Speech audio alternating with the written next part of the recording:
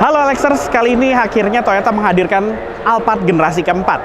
Namun saya tidak akan menjelaskan tentang generasi keempat ini, melainkan tentang historinya terlebih dahulu nih.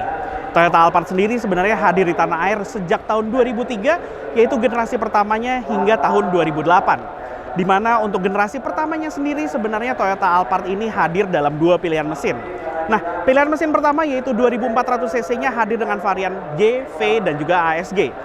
Sedangkan untuk mesin kedua yaitu adalah mesin dengan kapasitas yang lebih besar yaitu 3000 cc V6, dia hadir dengan dua pilihan varian yaitu ada MZ dan juga MZG.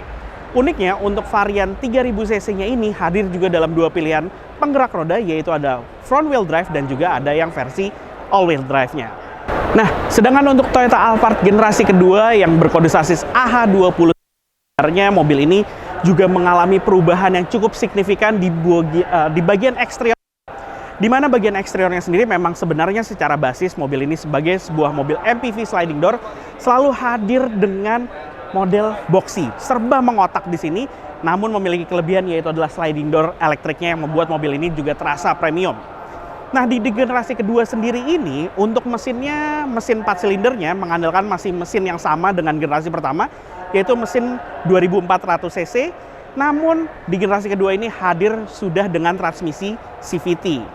Kemudian untuk mesin V6-nya sendiri juga hadir, namun mesin V6-nya hadir dengan mesin terbaru yaitu adalah mesin berkapasitas 3500 cc V6 yang disandingkan dengan dua pilihan transmisi yaitu sebenarnya pertama-tama masih menggunakan transmisi otomatis konvensional, lalu di tahun berikutnya yaitu versi facelift-nya sudah hadir dengan transmisi CVT.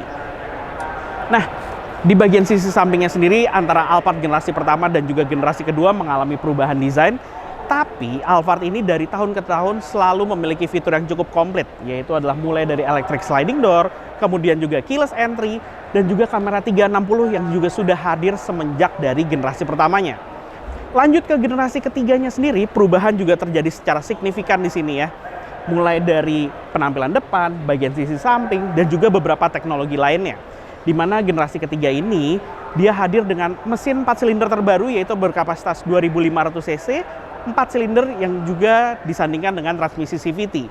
Ada varian mesin 3500 cc-nya, yang mana mesin 3500 cc-nya sendiri sebenarnya di sini juga mesin yang baru dibandingkan dengan generasi keduanya. Karena mesin ini tenaganya juga lebih besar dan disandingkan dengan transmisi CVT juga. Selain itu, oh ya saya lupa bilang bahwa dari mulai generasi pertama sebenarnya memang sudah ada versi hybridnya hingga generasi kedua dan juga generasi ketiga.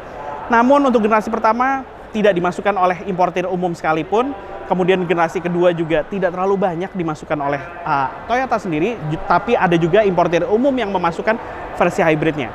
Kemudian di generasi ketiga Toyota juga sudah mulai fokus memasukkan versi hybridnya, namun konsumen Indonesia saat itu belum terlalu fokus ingin melakukan banyak pembelian pada versi hybridnya.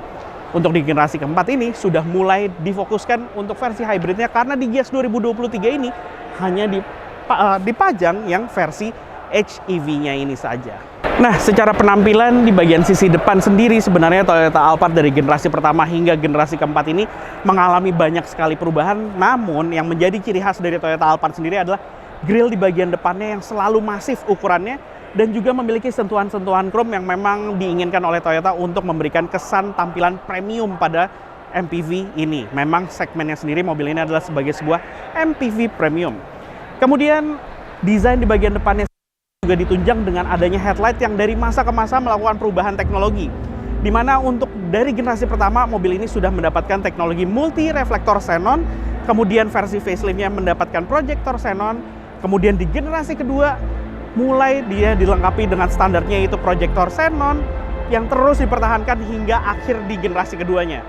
Kemudian di generasi ketiga barulah mendapatkan versi lampu LED yang sudah berproyektor.